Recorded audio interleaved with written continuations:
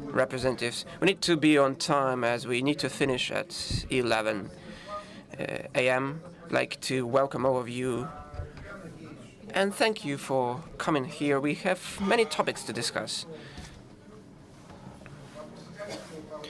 The questions connected with the quality of management are quite relevant, since currently it is common wisdom that the states are fighting not through the resources, not through the heritage, natural heritage. They're mostly fighting through the management quality, how these resources are used. And the gradual understanding that the citizens have the right to good governance and administrations. Many who are present here at the university and academia staff, we are preparing those people who should be very high quality managers. So the topic is the civic rights for good public administration standards and values for public administration management training.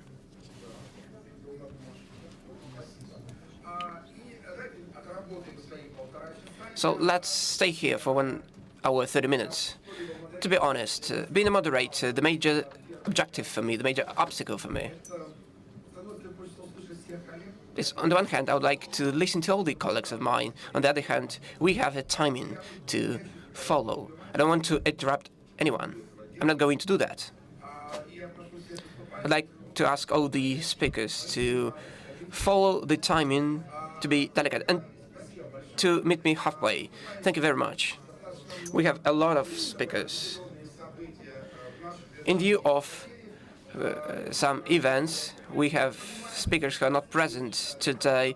I do understand that we have a very busy schedule right now. I'd like to ask you to follow the timing, and some of the speakers might join us in the process. Someone might leave us in the process, as there are a lot of events going on right now. So let's feel the friendly atmosphere. We have a very good tradition. And my co-moderator or my co-chair, our key speaker, is our colleague, the representative of the organization. We've been cooperating, Secretary General of European Association for Public Administration Accreditation, Taco Branson. Taco, not to introduce yourself, please take the floor. And then we have the mics, we have the clickers. Thank you. I'm glad so many of you turned up today. Good morning. I represent the European Association for Public Administration Accreditation. This is a network organization that has existed for 20 years now, and we've accredited about 70 programs. And they recently visited RANEPA, I should add, I believe last November, and we will make a decision on this in September. So let's hope for all the best. Now, the title of this session goes to the heart of the work we've been doing, Standards and Values for Public Administration Management Training. And this takes us back to a challenge that was facing European countries several decades ago, how to achieve shared standards across 20, 30 countries with so many different values. And in the 1990s, there came to exist a very ambitious aim to create a single higher education area. Now, I can already say that this has only partly been achieved, but it's interesting for me briefly to explore why this has happened. I'm of course talking about the Bologna reforms that you may have heard of. A very ambitious project started already in the 1990s, where they aim to achieve comparable structures of education in Europe.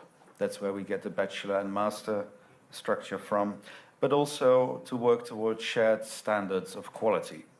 And this was embodied by the European standards and guidelines. And the European Standards Guidelines had several ambitions. First, they tried to create a common framework for quality assurance for learning and teaching at the European level, but also at the national and institutional levels. And the idea behind that was that you have an internationally shared set of standards, and that you have agencies which monitor whether institutes, universities meet these standards. Also, another aim was that if you have comparable structures and standards, then you can have more exchange between institutes, exchanges of students, exchanges of staff, so have more mobility within countries, but also across national borders. And a third ambition was to improve quality across the board. So to harmonize quality levels between countries, so people could basically trust each other, and that would again lead to more mobility. That was the idea. Now the question is, has this been achieved? To some extent. What you do see in Europe, this is still an ongoing process, I mean, there has been more common structures. Out of the huge variety of education systems, everyone has switched to this 3-cycle system with bachelors and masters, which makes it much easier to compare education across countries. As for the monitoring of quality across borders, this has been much harder to achieve. I mean, there are some international agencies active, of which I represent one, but on the whole, these are still mostly national markets in Europe. Quality systems, countries are careful to guard their education systems and not to let others in. In some areas, for instance, the business schools, you have this sort of global accreditation where you see more convergence between the top business schools at least. But this is uncommon. I would say that in most disciplines, it's still largely dominated by national standards. Also, the quality differences between countries and between institutes are still fairly large. What I can see from my personal experience is that you do see a convergence of quality between the top programs, between the international elite programs, also in public administration. So in that sense, it's achieving its aims. On the other hand, I do get a sense that within countries, the quality differences are increasing. And in that sense, that mirrors perhaps a larger social dynamic, that you get a bigger difference between an international elite, in this case of schools, and nationally focused programs. And I get the sense that this is increasing. The international mobility of students and staff has certainly improved. I should add that this is, on the one hand, this is good. On the other hand, certainly in Western Europe, many countries have moved towards English language programs, which is not always good for the quality of teaching. And sometimes you get the strange situation where you have, for instance, in my country, I'm from the Netherlands. I'm no longer allowed to say Holland, they tell me, but I'm from Holland. You get a strange situation where you get a lot of Dutch students and Dutch teachers talking about Dutch subjects, but they use English as a language of instruction. This does not make much sense. Still, on the whole, this internationalization has helped. Talking specifically about public administration training, it's of course, this is different from, say, if you're studying music or natural science, because it is never possible to achieve true international harmonization, because we have national public administrations, and these could never converge towards one. I can imagine, I know nothing about natural science, but that you have one curriculum. Atoms are the same in Russia as in Germany, but public administrations are very different, will continue to be different. So you could never achieve one clear international standard. And this creates a problem because, as I try to argue, you also need this international collaboration and exchange to improve quality standards. So how can you achieve a balance between these international standards and the local national context? There are a number of ways which we've tried to implement. One is that every evaluation of a program must be mission-based, as my organization says. So it must start from a broad understanding of what quality is, but it must have a good understanding of the national context where a teaching program comes from, and not be too rigid in the application of principles. We've had many experiences where we evaluated programs and they did things which to our eyes they were strange. But they could explain where they came from, and that was very useful. Then we accepted that. For instance, I remember a program that had no formal assessment, no exams for its students. And they say, okay, these are top civil servants we're training. We coach them very individually, very closely. We don't need to take exams because we monitor them so closely, so individually, that it makes no sense to have a standard exam for everyone. And they could explain this so well and demonstrated that we accepted this. So though normally we would expect exams. So this is an example. A second condition, I think, for good evaluation is to have peer review. So to have people who really understand what it is like to teach public administration management, who've actually done it. It is very frustrating to be evaluated by someone who does not understand the work you do. So it's important that they are the same type of animal as you are.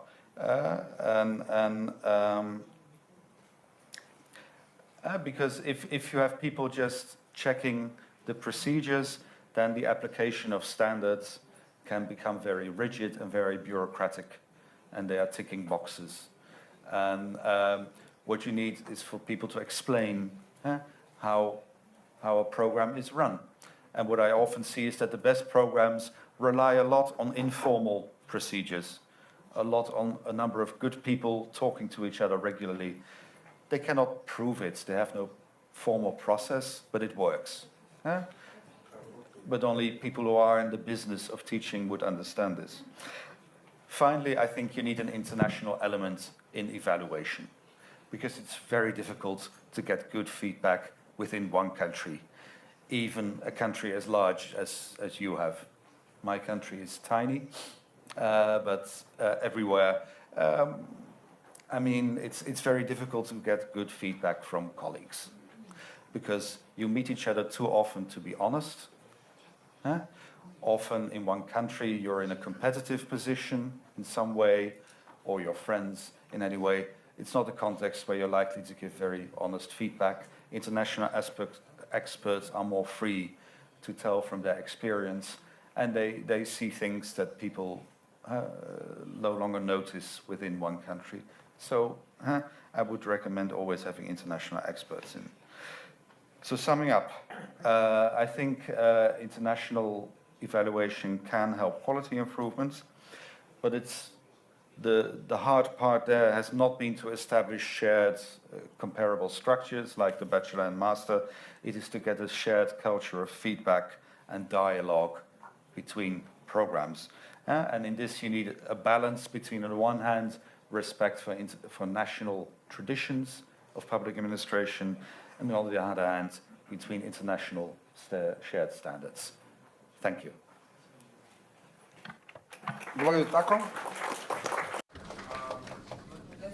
Thank you, Taco. I'd like to give the floor to... We can say that the head of Moscow State Duma, for instance, it is a Moscow parliament. It has 45 officials, deputies. We have right now 5 parties inside the parliament. But we can say that Alexei, in November 2019, under the order of the party, Single Russia Party became the co-chair of working group on the Council for Staff Policy. What does it mean? It means that he teaches in our great academy, and the main thing that Alexei is the head of Master for Public Administration program. It's a very interesting combination of political, social, and teaching activity, scientific activity. I do respect Alexei for his human attitude and his zeal for the projects conducted in our academy. First of all, I introduce Alexei as the chairman of the Moscow City Duma, but first of all, at the head of our Master of Public Administration program. Within this context, Alexei Valerievich, a couple words about the program itself. We should promote this program, how you see the development in the future, and then a couple words about the activity of your party, about your staff, and so on and so forth. Good morning. You've definitely radically changed my presentation. I looked at your notes and I decided to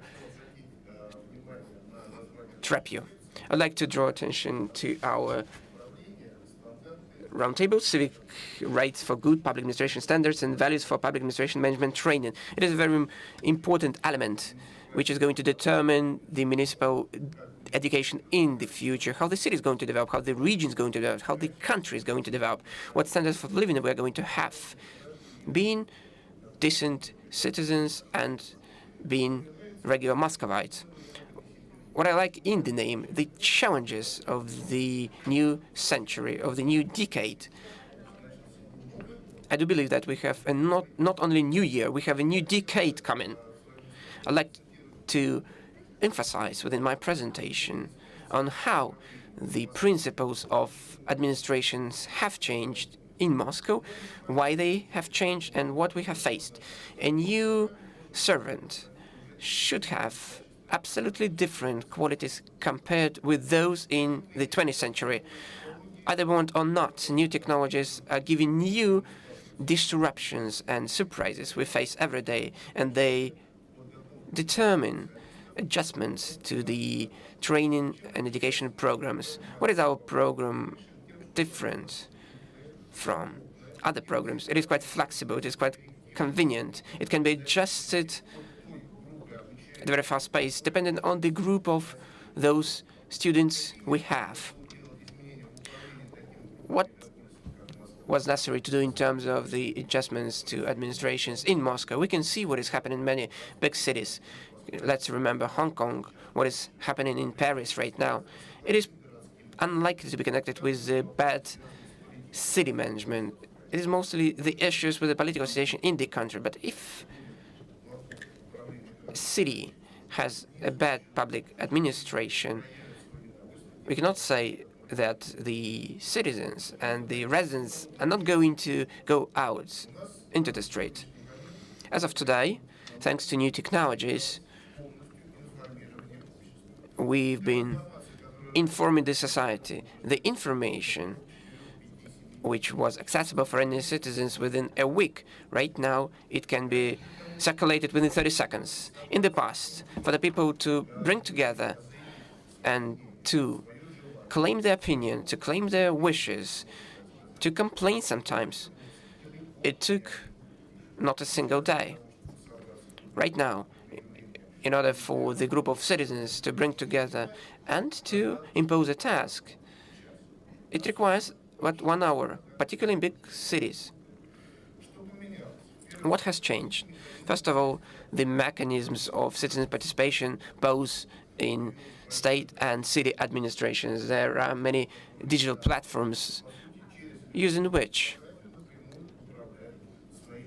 directly managing the cities, the regions. The introduction of new technologies allow us to optimize the public administration, the transport infrastructure. It's difficult to imagine transport infrastructure administration without using modern technologies, better quality of delivered services. More and more requirements for the quality of the services delivered, particularly from the state. The current mechanisms of comprehensible information circulation, the social responsibility which the city has in front of the Muscovites, talking about the real examples. What has appeared in Moscow over the last 10 years? The most famous platform to administrate the city is the active citizen, the active Muscovite. When we can see the opinion of regular Muscovites, we can consider every opinion of every Muscovite in a particular block of flats. It might be interesting, but it is a very, very good experience. In Moscow, it is always a question, very often a question, if we need to mow the grass or not. I think that citizens should make a decision in every specific case. On the other hand, there are certain issues, such as preparations for the World Football Cup. What colors should be applied to seats on the Luzhniki Stadium? So we offered 3 colors to the Muscovites, and that's where all the city, all the Muscovites participated. If the color of the grass or the color of the seats may cause someone to smile, but in fact we can take into account the opinion of every Muscovite who expressed a desire to participate in this polling. The CCTV video surveillance system, more than 10,000 cameras are now installed in the city. So this has been done, first of all, for the sake of security and in terms of investigations and reducing crime rate and control over traffic. That was a really efficient measure. The next point is related to elections. Moscow today is the only mega city in the world where the elections to any bodies of power where the video surveillance systems, CCTV systems have been installed in every polling station. So the constant monitoring can be ensured during the election campaigns. Apart from that, the mobile elector platform has been installed. Many of you might probably remember that during the Moscow mayor elections, any Muscovite who is not in the city at the moment can vote for any candidate, no matter where exactly he's located right now. During the elections to the Moscow City Duma, we've staged an experiment where 3 my colleagues were elected through the electronic voting system. Apart from that, what I would like to add at this point is mos.ru portal as one of the biggest complaint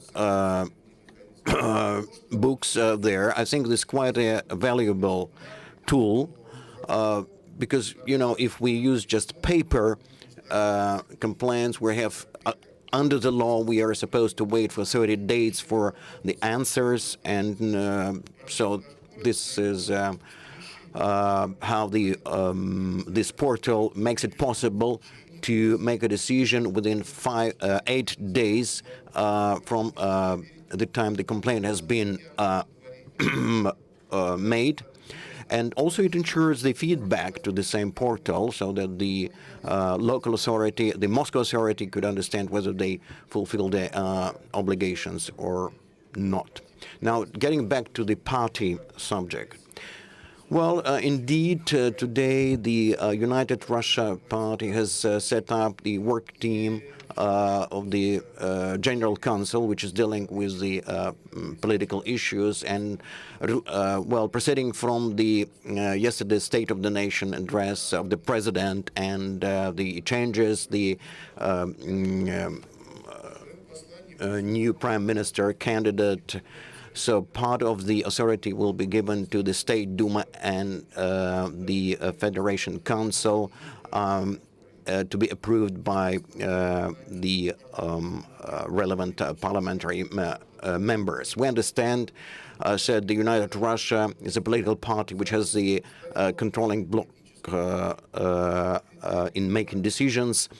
But what are the criteria that can be used, that the party can use to approve the the candidates for prime minister position. So I think we probably need to consider the certain program items, what particular stages a particular candidate has gone through in his career. I'm not ruling out that it will be through the Master of Public Administration program that we're going to achieve that. Thank you very much, dear friends, for giving me the floor at the beginning of the plenary session. I would like to ask your permission to leave because I've just received a phone call, so I need to be present at the State Duma meeting at 12:30 regarding the new appointment, the Prime Minister appointment. So, yes, we will let you go, Alexei, but on a certain condition that,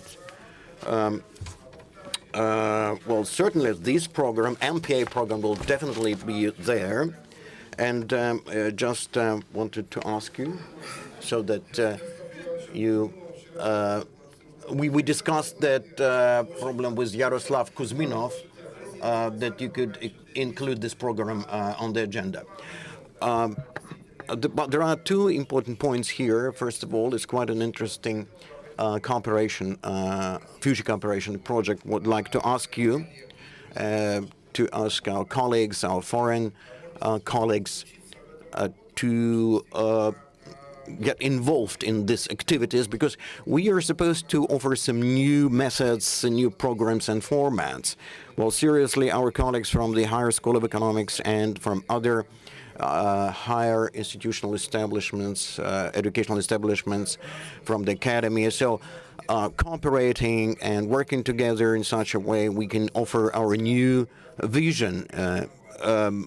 We know that's quite often we are talking about a combination of fundamental possibilities and fundamental knowledge and what is called rather awkwardly soft skills. Although they believe that they invented something new, although soft skills were invented as far back as the 18th century. So I would be really thankful if we as an academic community will support this initiative. So on the part of the academy, I would like to tell you that we will always be glad to cooperate further. So let me ask you a personal question. Do you have a feeling that, so you lawn mowing, yeah, so you cut grass when it's necessary. You change the color of the seats. So I would like to tell our foreign colleagues, you know, dear friends, dear colleagues, I have a feeling that there won't be a single lamppost in Moscow where the Moscow authorities would not put some kind of winter or summer compositions, summer boards. Everything is shining around, so the Moscow authorities cannot allow the Muscovites to tread on the old-fashioned sidewalks and tiles. The Muscovites are always complaining about something. They are always showing their discontent with something. Well, you know, I should tell you that we do not take any offense, because it's the state's, the city authorities' duty is to meet all the needs and to respond to all the desires and wishes of the Muscovites. No, it's indeed, you know, every month we see you changing the sidewalk tiles, and you know, but you know, it's not a joke. It's true. It happened to me. I lived in the Presnya district, a pre-revolutionary house, and it was renovated, the entryway and everything. They installed new CCTVs, systems. You can call a police or a fire brigade. But the most interesting about that, when you push this button at the video phone system, and he will say goodbye, thank you. So, but after a week, they call me and ask me, can you call the head of the local municipal authority and tell him that our video entry system is not saying goodbye to me. So if I tell them that I can't do that, they will not understand me. But this is all done for the sake of Muscovites, you know. Thank you very much. And so let me give the floor to our friend and colleague, Representative Uri Nimitz.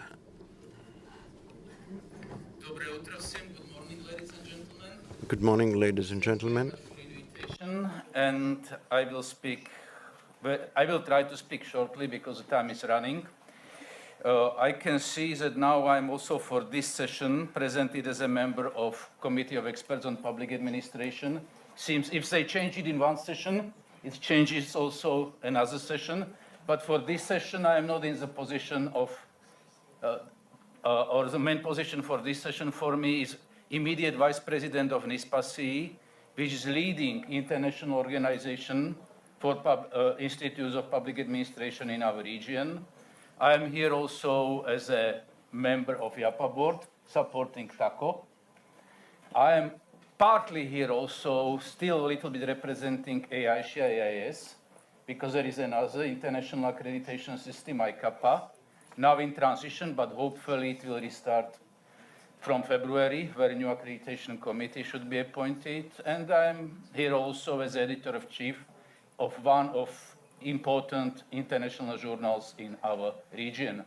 So all these positions give me a lot of options and possibilities to respond to international dimension of this session. How to integrate Russian management educational programs for public officials into international educational system. And I cannot speak about all aspects or elements, but I want to stress some of them, especially following one sentence by TACO, indicating that the top programs worldwide are somehow coming very close from the point of view of quality. Maybe there are still some leaders.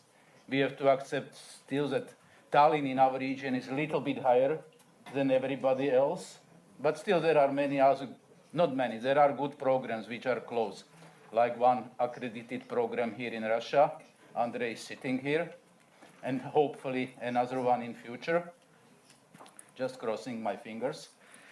But there are many national programs which even do not grow from the point of view of quality, but their quality is at least in relation to quality of best programs decreasing. So the gap is opening. This is a really important problem for us.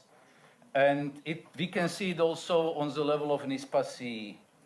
Our membership of good programs is very stable, so we have the same group of good programs in our organization for many years.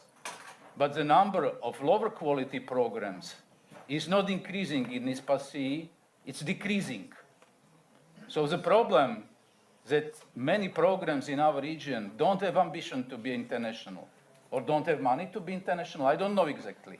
Maybe there are some financial barriers. If it's financial barrier, I hope that there will be some solution.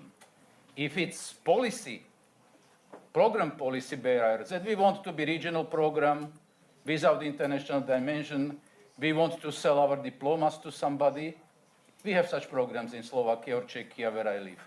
Simply selling diplomas. But this is not good general development trend for our system.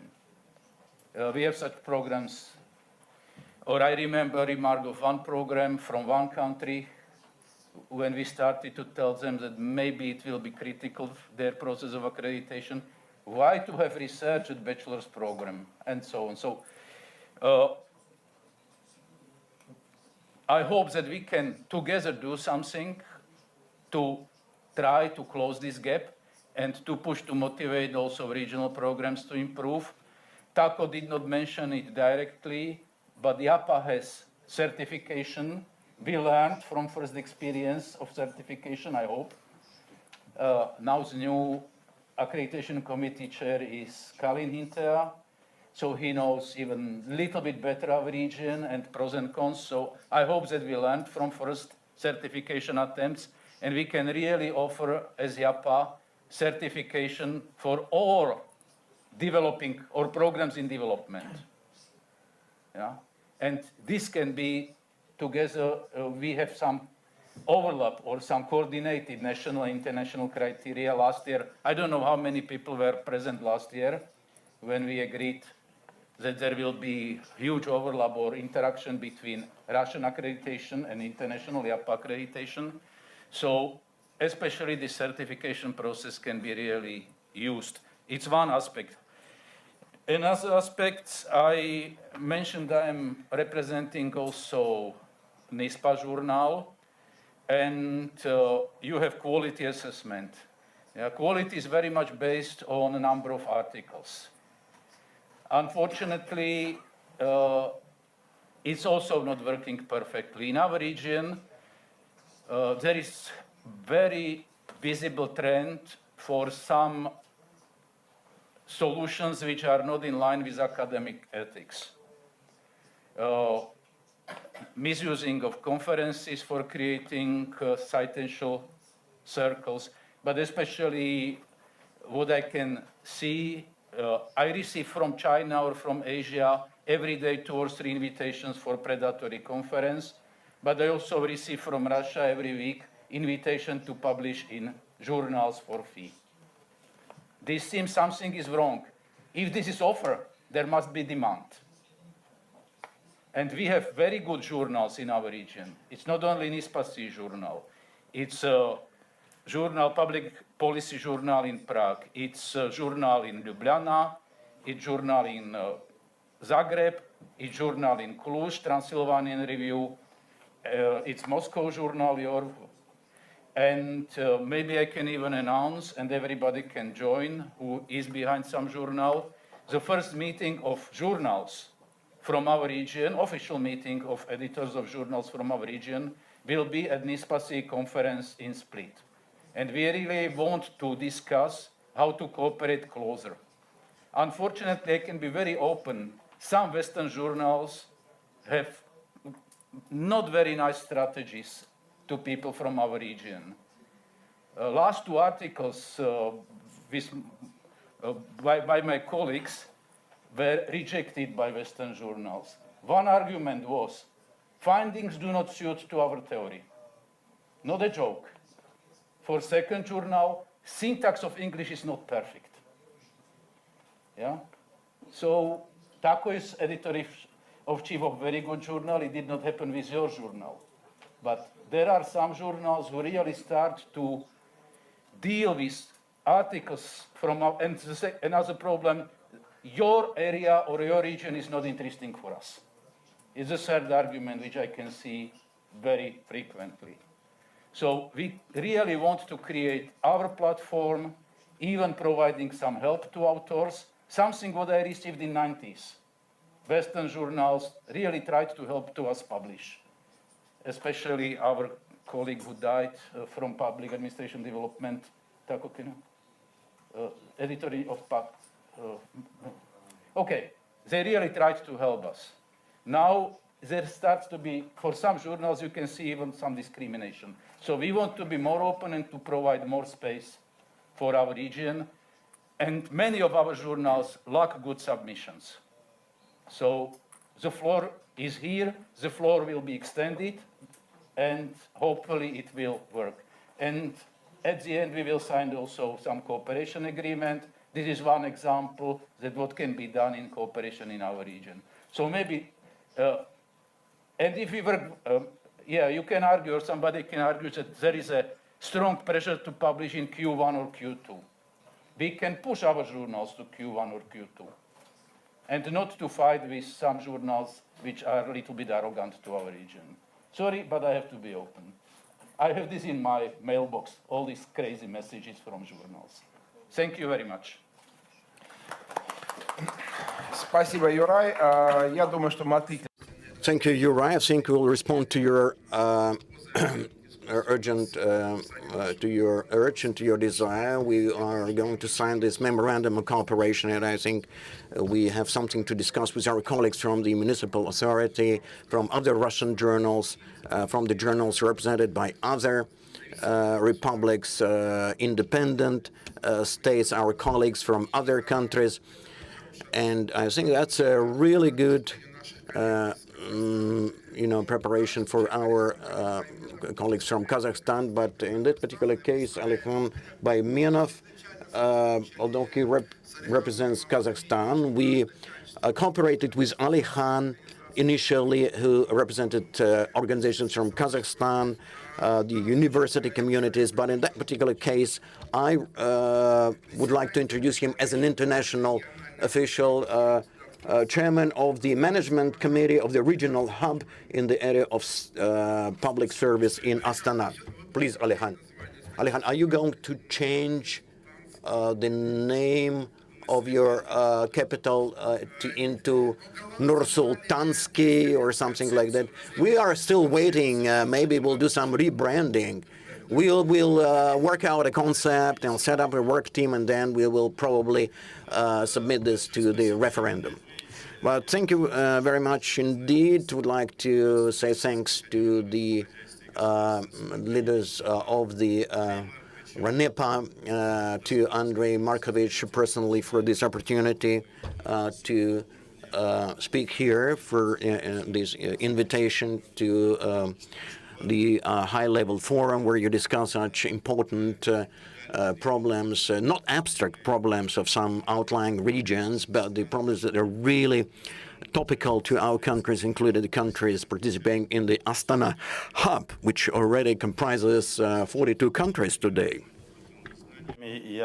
So we're ready to share knowledge and experience at the very beginning of my presentation. I would like to invite all the experts present here to actively engage in cooperation with Astana hub. There is a special website link, and you can find all the information about the hub. Talking about the theme of this session, we should understand which challenges the current system of public governance, public administration faces, which tasks are to be solved, and what is the environment that future graduates need to operate in. As you are preparing specialists who will face these challenges in this environment, solving these particular tasks. Talking about the current challenges, the world, which was characterized 20 years ago by VUCA abbreviation, can be added by the disruptive development of information technologies, which creates new opportunities and at the same time can be constituted as a new challenge. In different regions, global regions, there are different sets of experiences. The second new task is the following. Yesterday's session was dedicated to the Sustainable Development Goals achievement, and we can see that all the humans are trying to work to achieve SDGs. But at the same time, there is interconnection and inter-impact growing. These are new tasks which future servants should bear in mind. And as a consequence of two previous particular features, the new environment, which is to be considered, even though there is a monopoly, they need to work in quasi-competitive environment. As a resident of Nur-Sultan or Moscow can compare the solutions made in his or her own city with those taken in Brussels or New York. And there is particular expectation and the impact of social networks. Altogether, it creates a new environment. It creates a new set of conditions for a new servant to operate in. So, of course, the system to prepare the public servants, our educational programs, should consider these new conditions. And another important question arises. While developing educational programs, the question is, so what is the proportion, what is the share of specialists and public servants? We know that there is a number of countries where lawyers are in abundance. If you look at Kazakhstan, as of today, 40% of all the public servants are economists. 25% are lawyers, about 10% are engineers, and 7.5% are specialists with pedagogical education. I believe it is a very positive factor when you have a big diversity from different occupations. Not even they face the task and find solution based on their professional experience, but because the representative of different occupations can take a fresh look at the problem.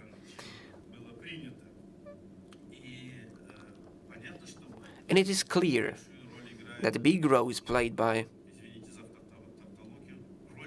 the role of the state in the economy, which is different depending on the country.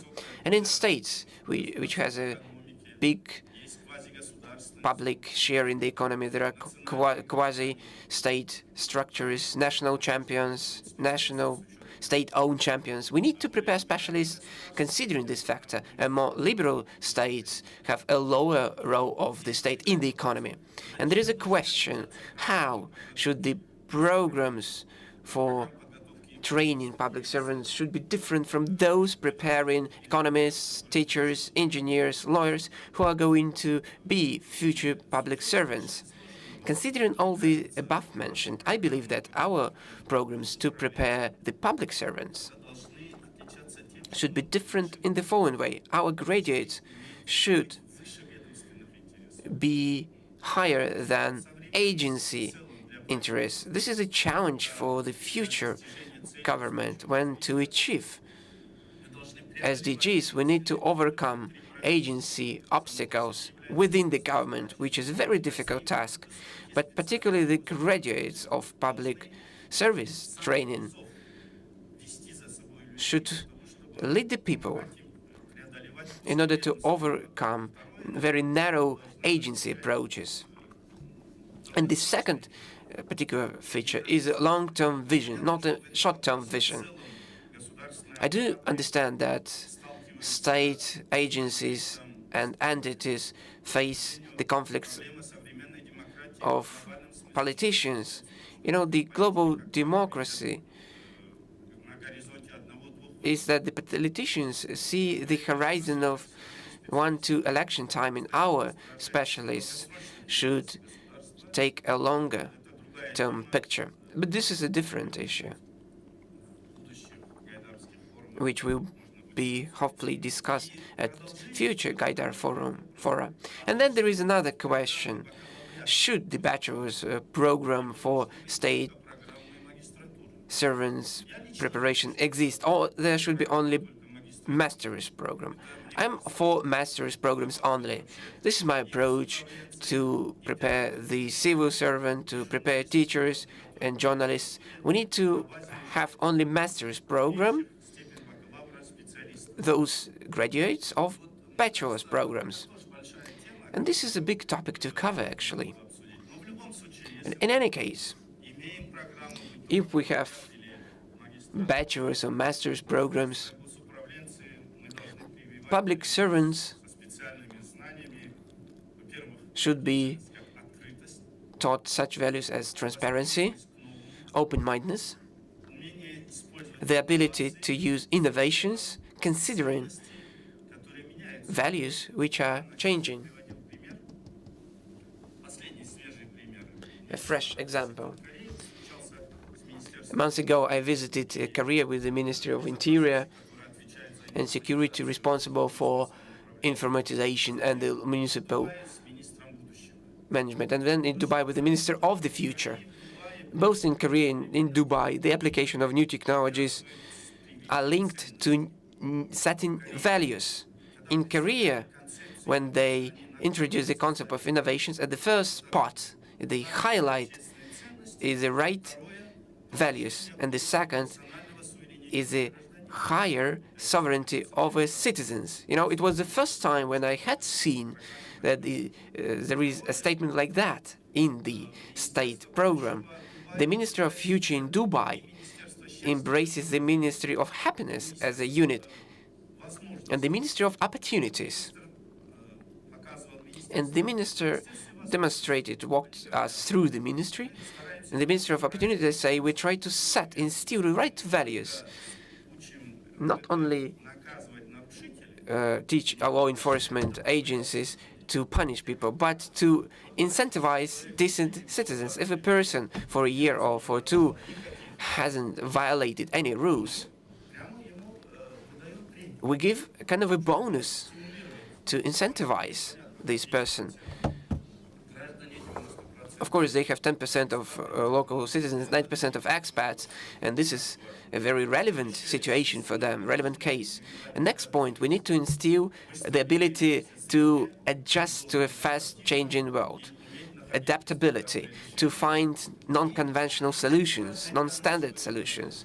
And which is very important for our region is readiness and ability to delegate, to share the scope of responsibilities, which is very important for our corporate culture of our particular region.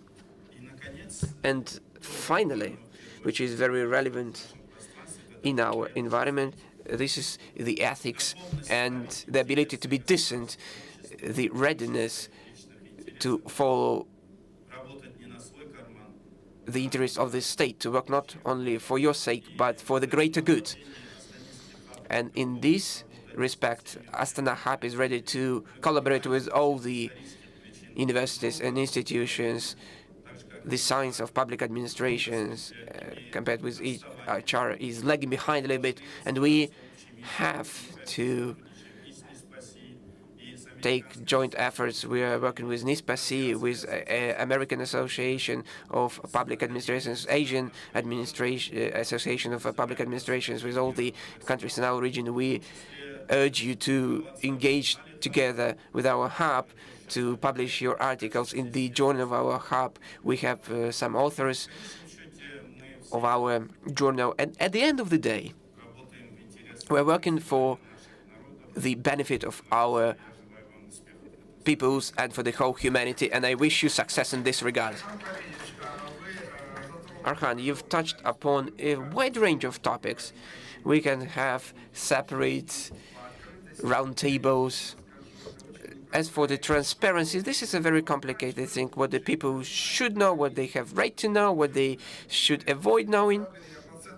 When you talked about the share before yesterday, our country,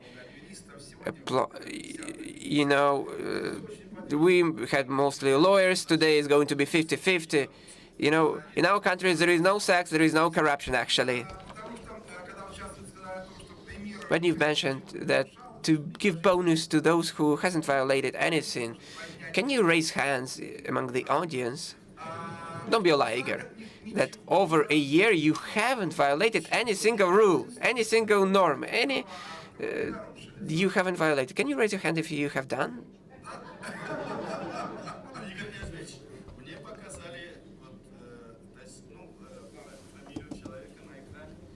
I saw a name who got 20,000 dirhams for the last year. I saw a person name. Like my driver says, then if people is totally healthy, probably he hasn't been checked up properly.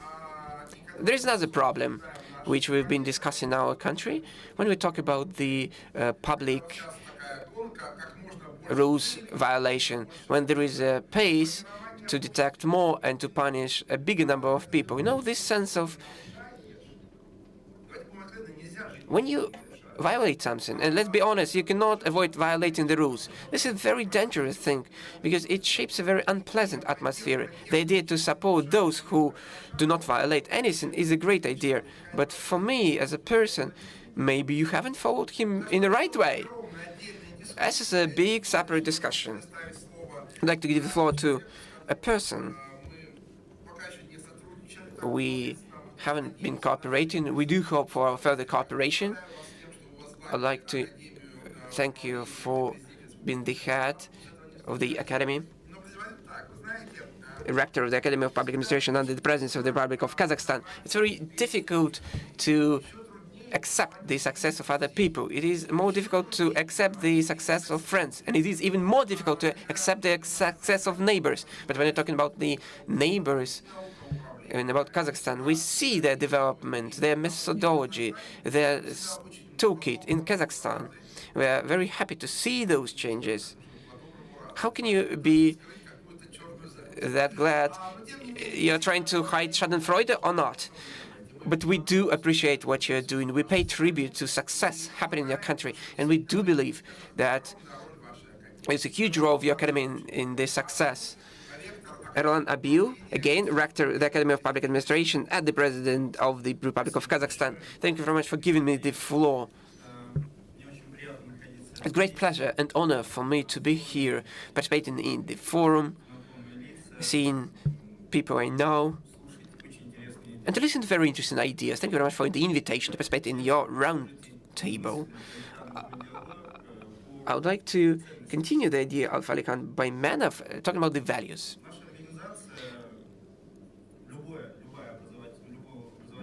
Any educational entity cannot instill values if they are not guided by these values themselves. In our mission, in our vision, in a set of values, we've stipulated clear, comprehensible values.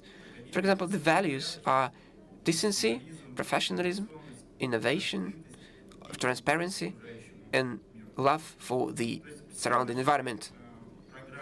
All our programs, all our activity, all the process in our academy are aimed at these values. When we do something and the students see how careful we are about the values, these values are accepted. This is the first message, what we are doing within our academy. And the second point, you've been talking about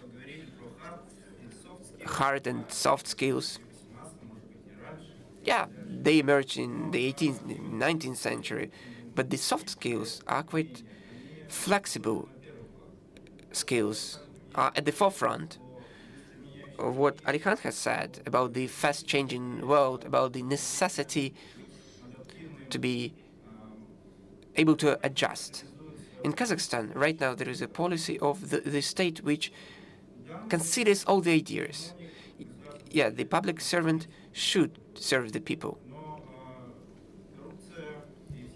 But the corruption or the negative elements do not disappear, unfortunately.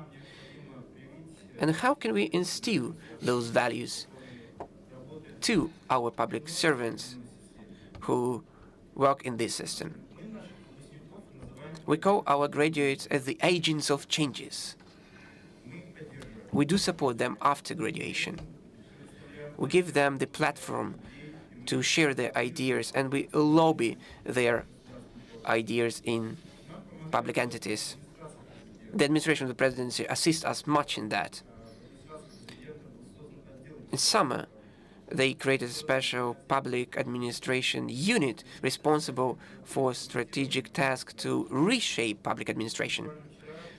Yesterday, Tokayev, who is the president of Kazakhstan, during the meeting of 300 staff reserve with the youngsters, talked about the necessity to change public administration.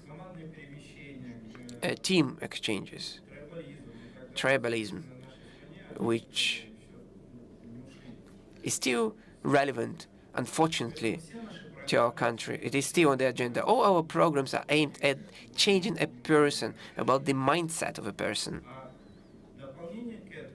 In addition to that, we do provide new set of knowledge, new set of skills, new subjects as big data. But we're not talking about big data particularly. We're talking about the ability to make a decision analyzing big data. We're not talking about the implications of managerial decisions. We're talking about the cost-benefit analysis,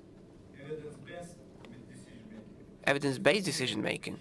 We're talking about the critical thinking, about strategical vision and thinking, making those important decisions.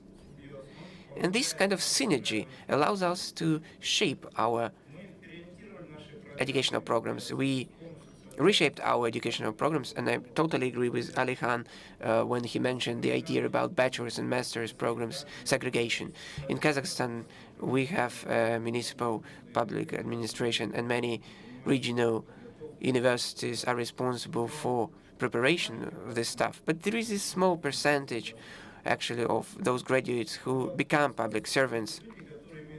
Usually, these are engineers, physicians, those who have agricultural educations, who don't understand anything about the public administration, and they need to be explained such things on the ground. And therefore, master's program, the special oriented post-professional education, seminars of post-professional, workshop of post-professional education aimed at developing particular competences and skills, that is our mission. To conclude my speech, I'd like to mention there is a new generation coming, both in Russia and Kazakhstan. It is quite a clear trend right now. There is a new generation of servants coming. We have youngsters who have grown up in independent Kazakhstan, who do not have this Soviet heritage, don't have this Soviet mindset.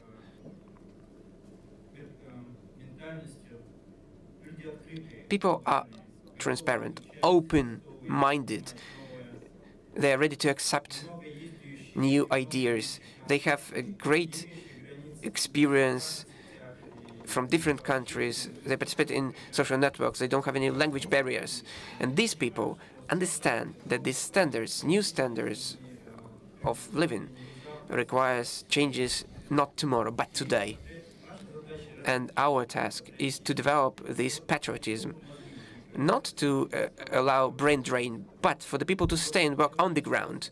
So they are dialogical assistants of all these things we do both in the classroom and outside, aimed at demonstrating that many changes can be conducted in the country. So the academy is not only the educational process itself. We don't have any lessons on Fridays. We have a development day on Friday. We invite speakers. We invite prominent. They play chess, they dance, they use karaoke, they participate in debating, they communicate. Can you imagine the public servant working from 9 a.m. to 9 p.m., very tired, worn out, should follow the guidelines, the norms?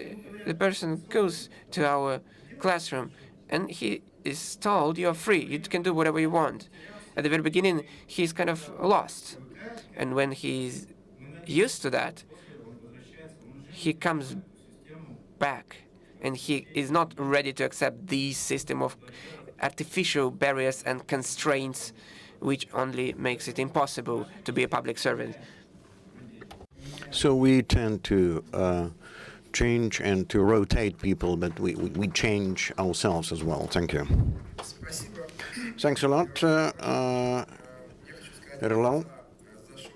But I would like to say, on behalf of us, knackered and conservative people who are very much frustrated and irritated by singing and dancing civil servants in the hallway, when I see these happy faces of some Master of Science programs, I realize that they are supposed to work 9 to 9 p.m. and instead of this they study here at the academy.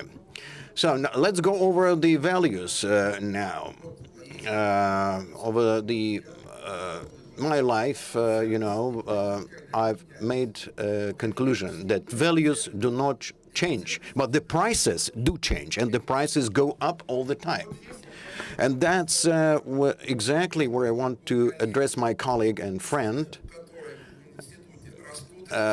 where prices go up all the time. Tamara Viktorovna, at your, the director of the European Institute, the Moscow State Institute of International Relations under the Ministry of Foreign Affairs of Russia. Tamara, seriously speaking, I think there are certain basic values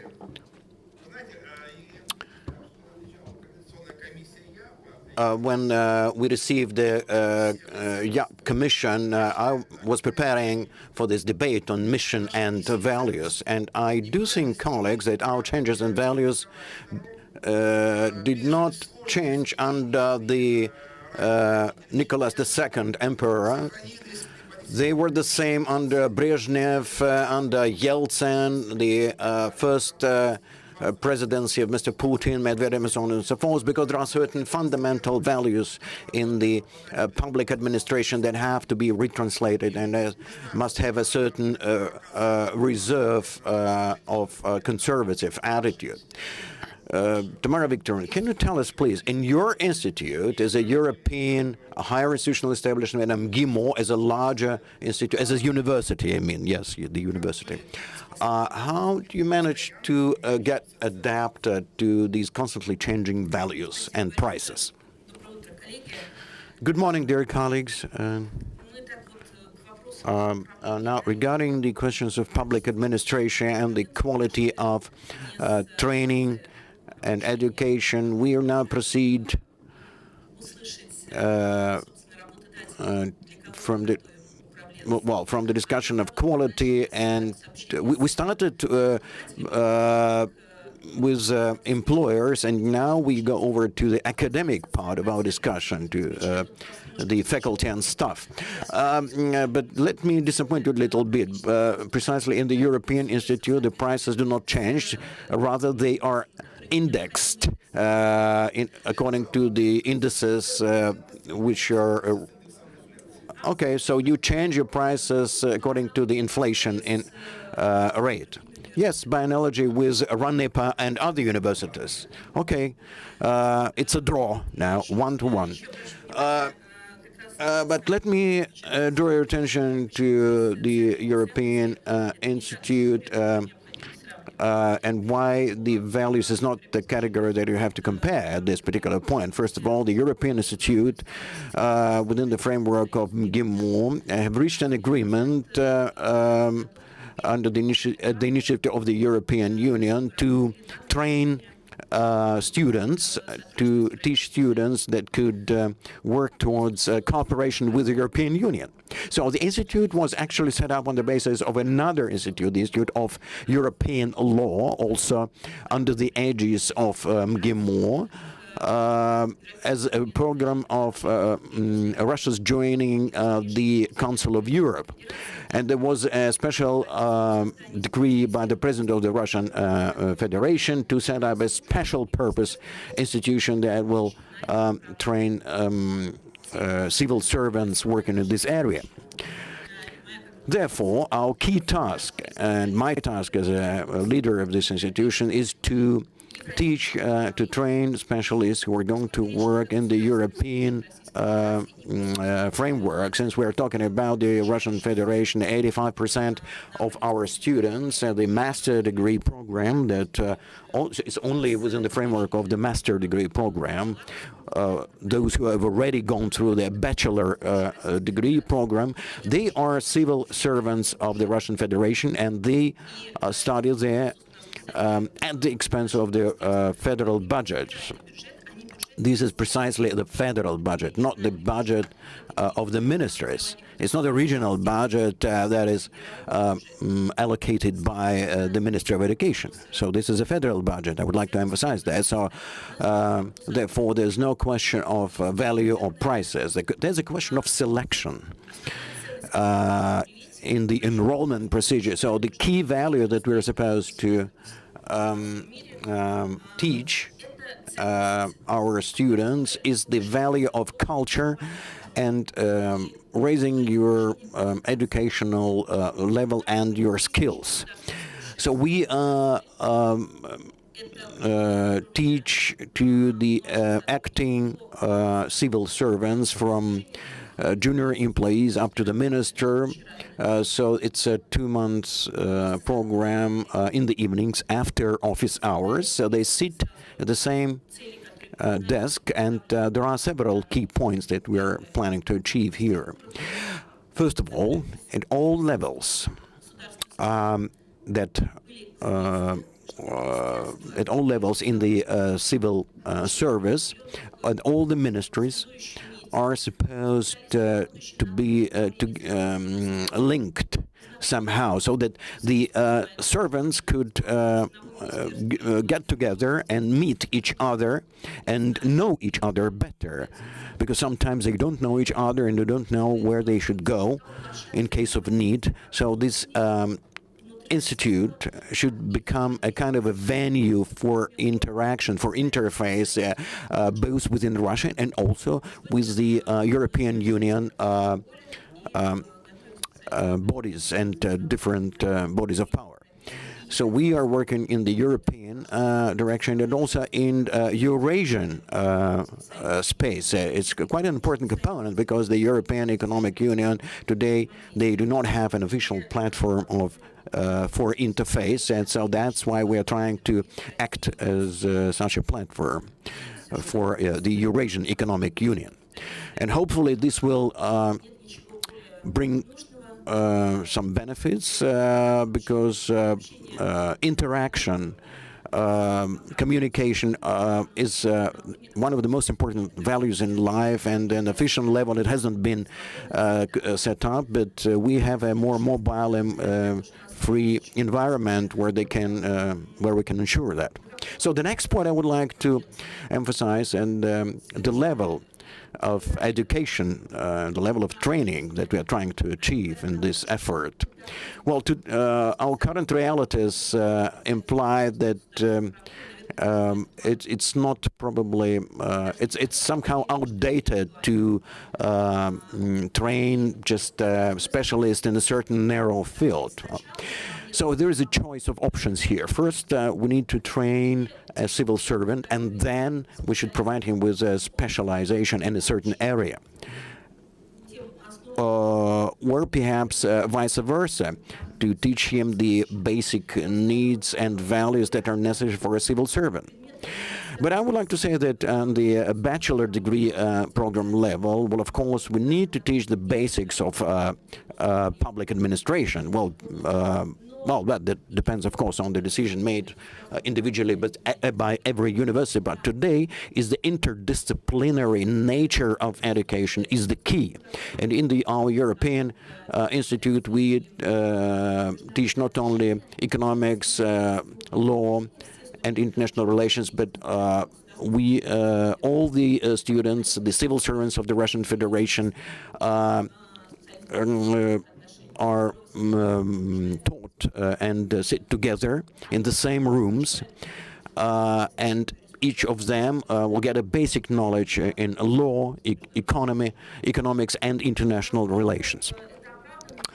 Whether it's justified, but I should tell you that proceeding from the results, as it was mentioned here, is only representatives of other countries can provide an honest feedback on the level of certain programs. So when we when we set up these governance bodies with 8 representatives from the Russian Federation and 8 representatives from the EU countries, so it was precisely himself who was at the head of the institute. But today we have changed the system of management, the governance system in the institute. It's more classical right now. So we are trying to train public administrators who are ready to be adapted, to adapt to any conditions and challenges of our time.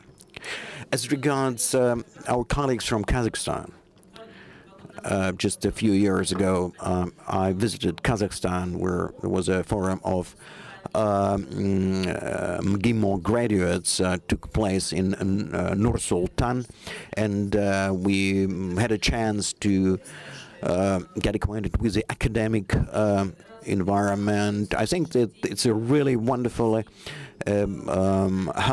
academic hub that they've set up in Kazakhstan. I was absolutely stunned by this organization. Well, of course, we do not have such, so far, we haven't had such facility so far. Nevertheless, anyway, our colleagues said that the civil service is mostly economists, then teachers and other and lawyers and who come to study at this institution, but I would like to say that the law faculty has the biggest competition. The even the specialists, those who work in civil service right now with with fundamental education in law, sometimes they graduated from low-profile institutions, universities. Sometimes they do not have any experience in international aspects in the constantly changing legislation. So sometimes it's harder for them to grasp the necessary materials and knowledge in certain areas of international law. So I would like to say that it's really important for all of them to expand their horizon, to get new knowledge. It's not because I represent the Moscow Institute of International Relations, but irrespective of that, and it doesn't matter, no matter what agency is represented, but any civil servant must get a knowledge, must be trained in international subjects. Because if we start training the specialists only in the national framework, we will end up with graduates who would not be able to catch up with time. No matter whether we are participate in certain international organizations, or if we even secede from some international organizations, we should necessarily know these international structure and the principles of international organization. The Council of Europe is a good example, indeed, just as Russia's cooperation with the European Union. And today's Russia's cooperation with EU at the lowest level of interaction, but this doesn't mean that the specialists who work in this area should cease learning and these programs. Well, but there is a trend. Sometimes when there are tense relations in certain area, we should not train specialists in this area. But I think it's quite the opposite is true. The most acute need is to get such specialists, free-thinking specialists in a certain area that we need to teach at the precisely this point in time. And of course, we have extension courses to raise the skills of these specialists. They are free, by the way, and so these courses are only in international subjects. And the nearest course is starting in April, between 6th and 9th April, that are held together with the Council of Europe for devoted to human rights protection. And these representatives are interact with the experts from the Council of Europe and the Russian Federation. So in the event, the audience has any interest in participating in these courses, please, you're welcome. But the registration will be closed shortly because of overbooking. So during the first week, we have room only for 300 people, and if we get applications from 600 people, we have to close up registration. So thank you very much. Thanks a lot, dear colleagues. Let me tell you that when we invited Ms. Turnon to join this discussion, Natalia Andreevna, I was planning to talk about the system of public administration, how the values are promoted and the models of learning are promoted, which were developed in business schools and business communities. So the question is, my question is, right now, Ms. Tournois is Vice President for Additional Education, the DPO,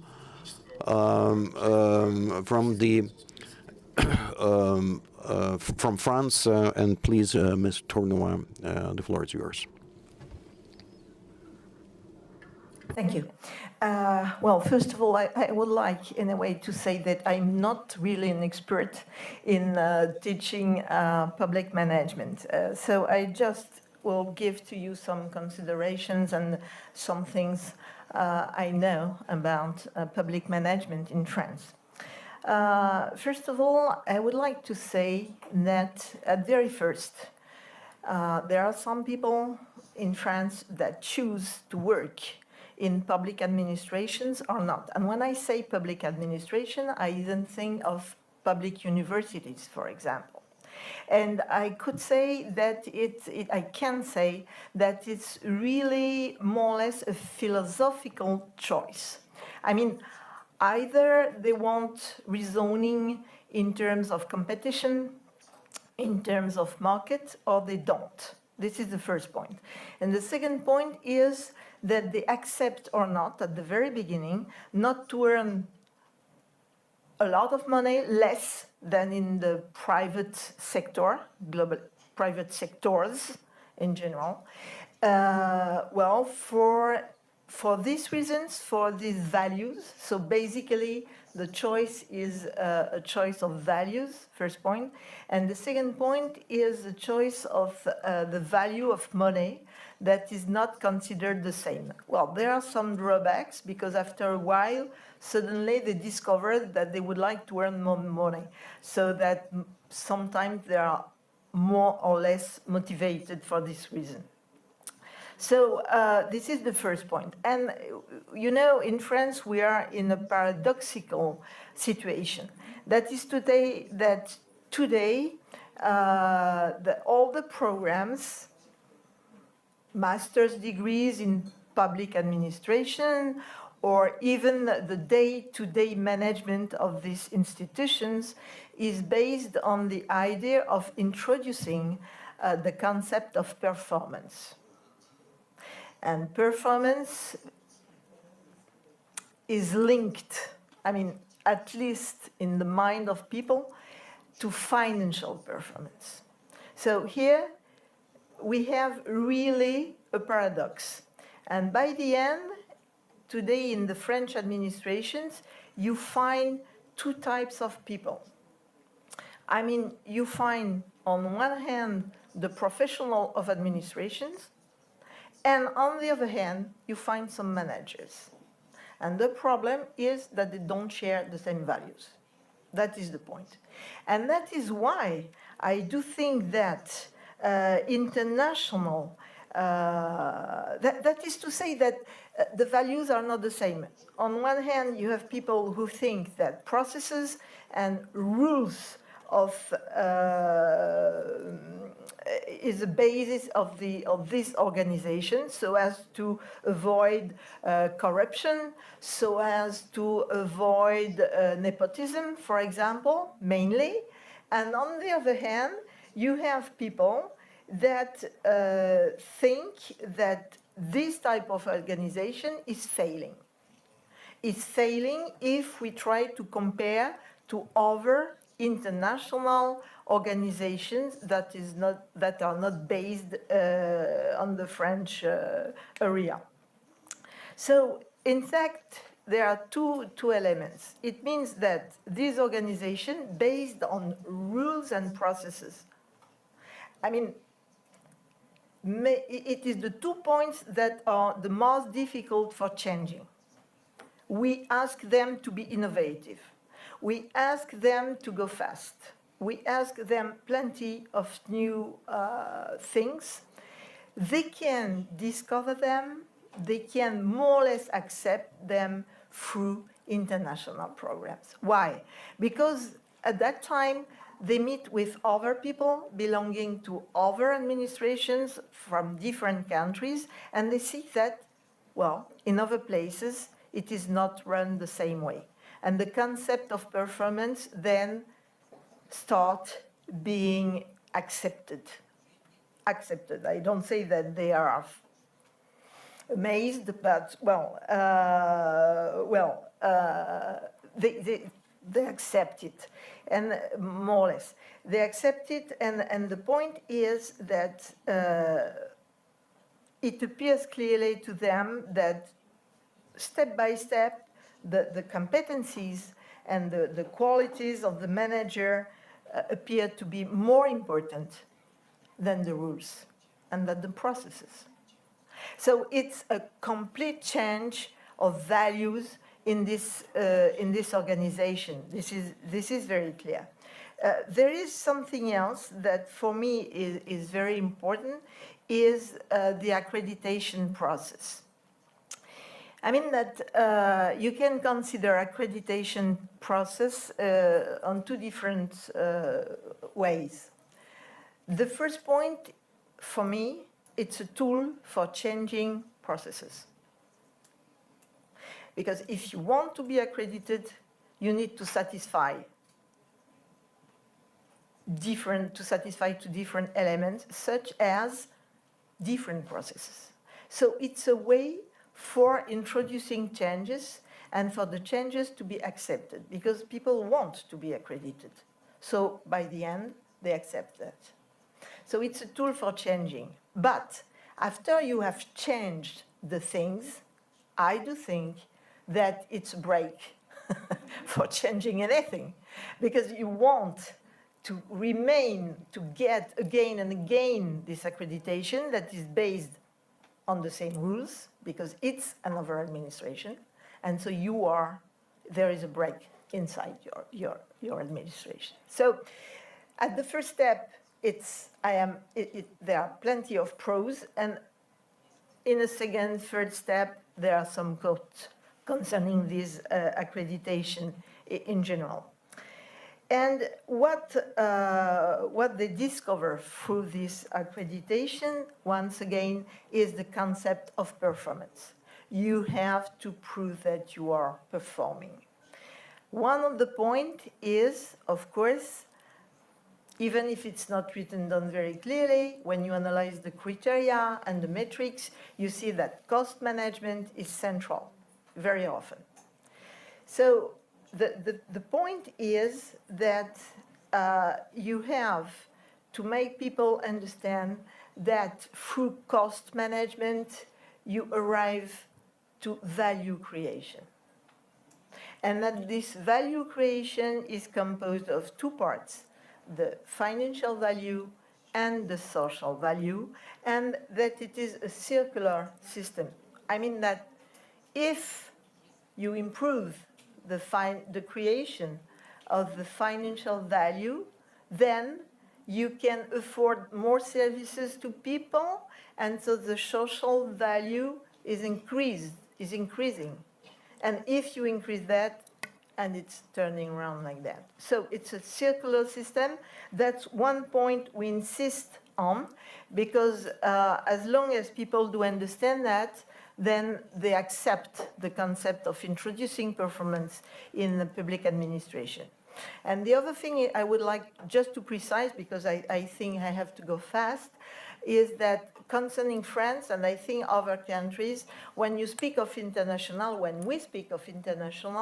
in fact, there are 2 points. Sometimes we speak of European and sometimes international.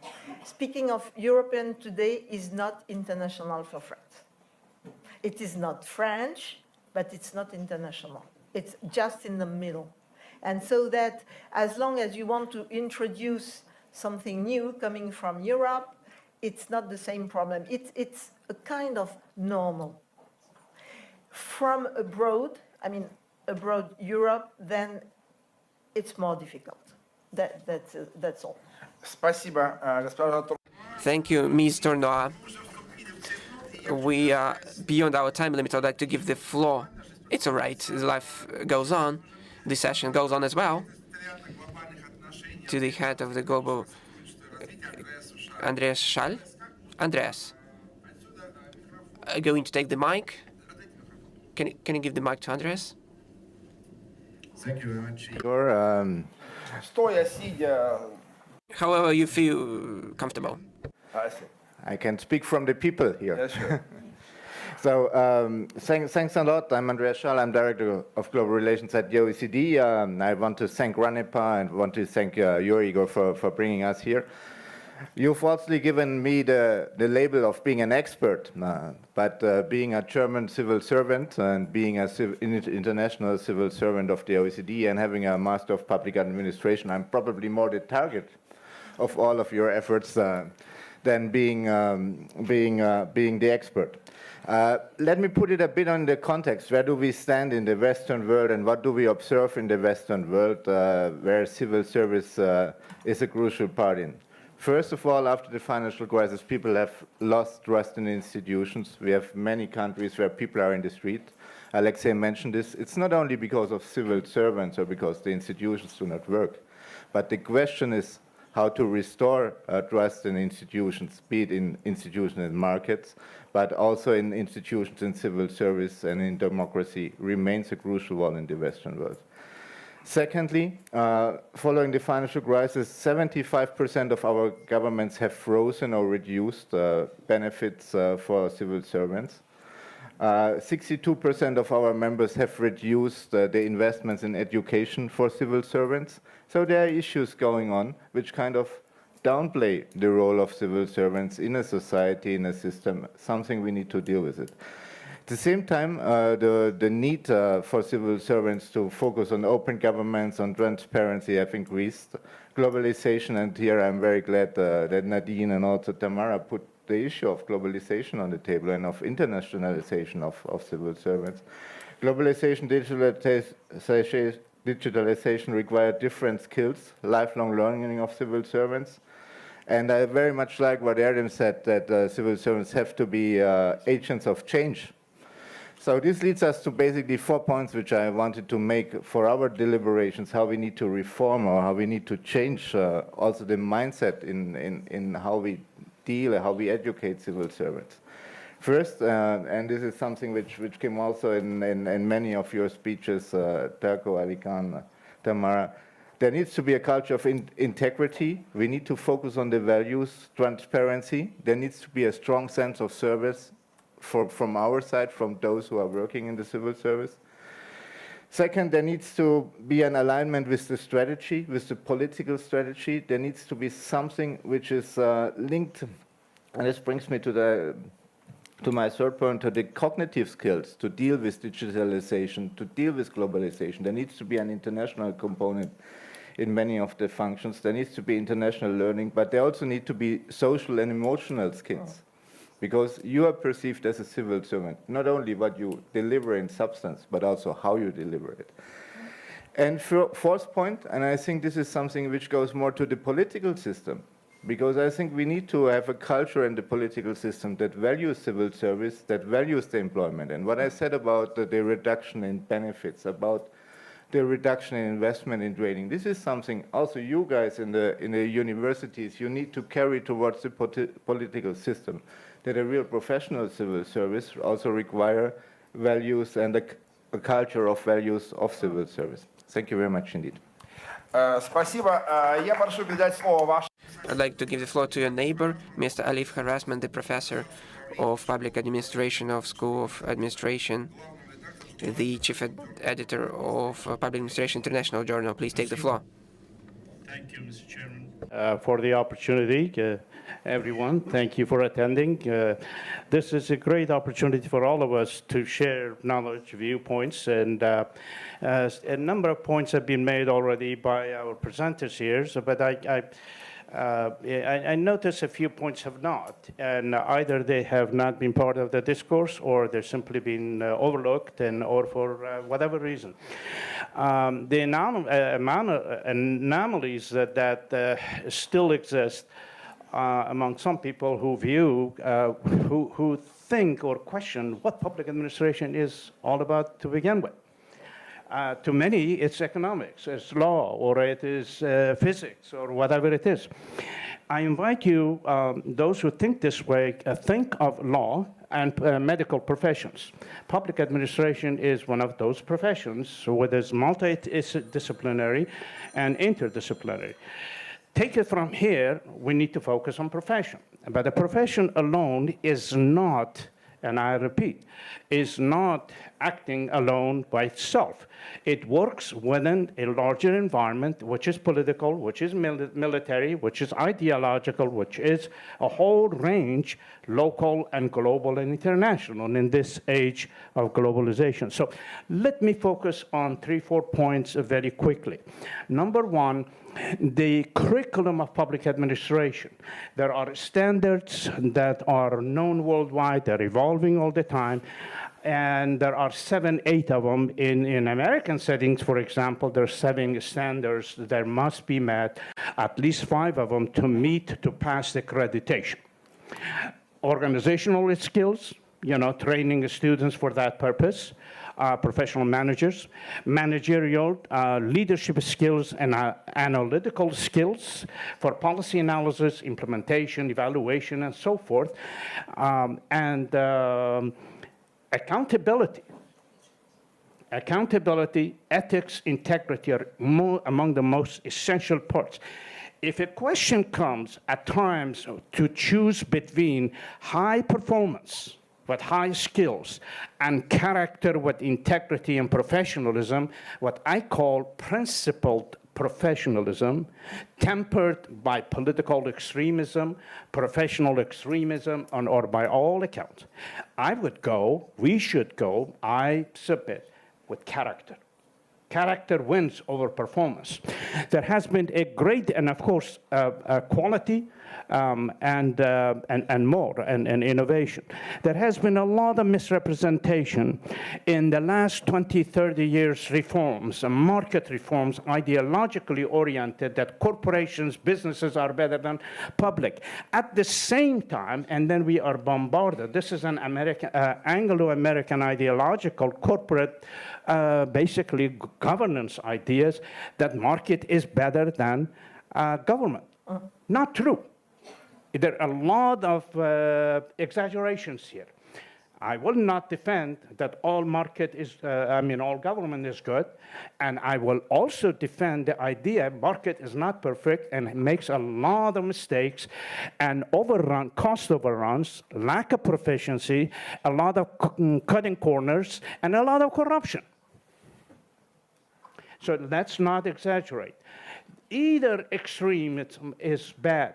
At the same time, unfortunately, we are told, but people are told, that market ideology is better, market model of business administration is better because performance is important, accountability important. At the same time, we are told that governance, therefore, must be government, the market model, yet public servants should forget what is the value of the public service and think business administration.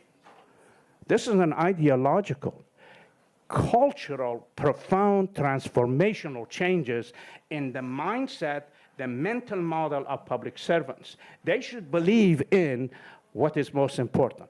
Next comes with the, aside from the curriculum, is how to get accreditation. There are preconditions like managing strategically, inclusiveness, diversity, and so on and so on and so on that are available too. I would like to present 2 other points very quickly using my, I have 3 minutes left? Very good, thank you. I have notes here, but I will not go through details of it. Public administration and public servants, public service education, that means civil servants and so forth, face a lot of challenges in this global ideological environment. One of them is the low pay. We expect of them to live with integrity, fight corruption, and resist the temptations for opportunism and so forth, nepotism and so forth. But at the same time, they're not paid well. That's one challenge. The second, they are pressured to think business while serving the public service. That's another pressure to balance this. Third, there are more challenges, and that is globalization. Globalization is supposed to integrate as an ideology, as a process, as an institutional development to facilitate global agreed among all public servants as well as institutions. Yet at the same time, we are facing what they call new nationalisms. The new nationalism in a supposedly open government world, which is the topic of the 2020 International Political Science Association to be in Lisbon and so forth.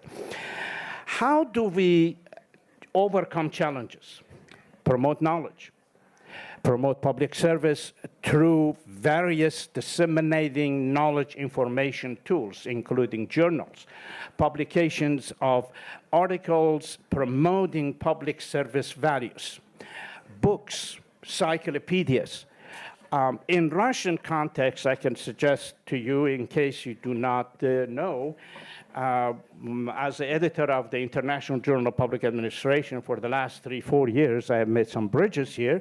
We have published with various colleagues here from different institutions, Moscow State University, HSE, and a few others, and now we're engaging this academy as well, published already 3 major double issues on public administration in Russia and public policy. I invite you to take a look at them. You will find them useful. There are books in process as well. And then there are other journals as well, and then associations, conferences, forums like this. These are all means to promote.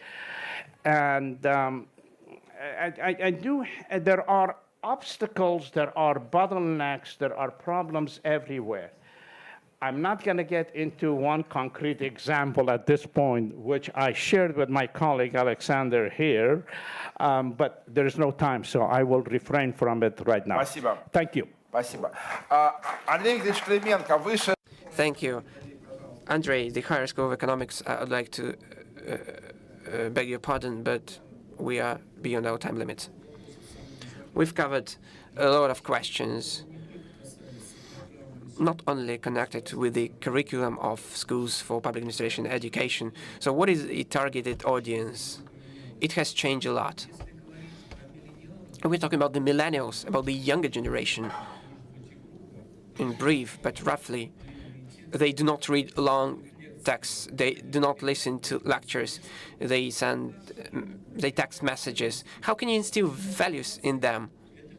Should you mentor them? Sometimes it's impossible. How can you explain new technologies, IT technologies, all these digital technologies we use to them? Just talking about them, just demonstrating through some pictures, it is almost impossible. Everything should be done in learning by doing. We need to have a project-based approach. It is a buzzword right now, but nevertheless, it is very important, since otherwise, it is impossible to deliver and to instill these values and knowledge in them. It is a big challenge in front of us. We should somehow respond to the challenge and discuss this challenge. Thank you very much. I got 2 minutes, Jean Castibilia. We have enough time. 2 minutes. Well, thank you, Mr. Chairman. I just want to stress the importance of teaching public ethics in high school of public administration, because public ethics is really a very, very important issue. I'm here from my university, Sorbonne University, but I teach also a lot in Sciences Po Paris. And I'd like to just give you an example of what we do. In France, we have an institution called the High Authority for Transparency in Public Life. And this authority has been created in 2012. And among the goals of this institution, there is the goal of promoting a culture of integrity. And in Sciences Po, we invite experts of this authority in order to encourage our students to be, let's say, to be aware of the several problems in public ethics.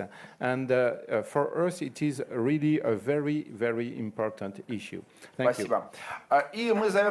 Thank you very much. And in closing, Alexei Chapligin from Interfax about rankings. Cooperation is underway. The national ratings of Interfax in the area of state municipal administration. public and municipal administration, we've tried to expand our methodological approaches towards evaluating the programs and universities, subdivisions which are implementing programs in that particular area.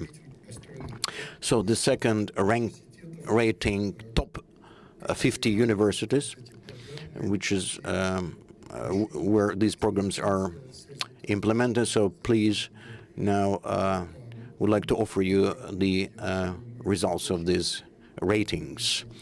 I think we will carry on this year, and we will be able to make more changes and innovations in the process of evaluation of educational programs. Thank you. And there's one more thing. We are supposed to sign a memorandum of cooperation with Uri Nimitz.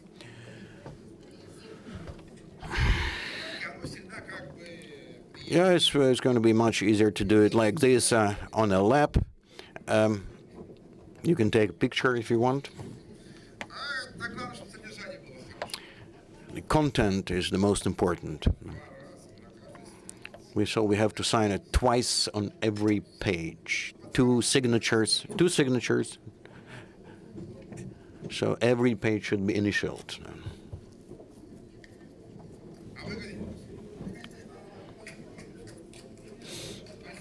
Thank you. Thank you very much.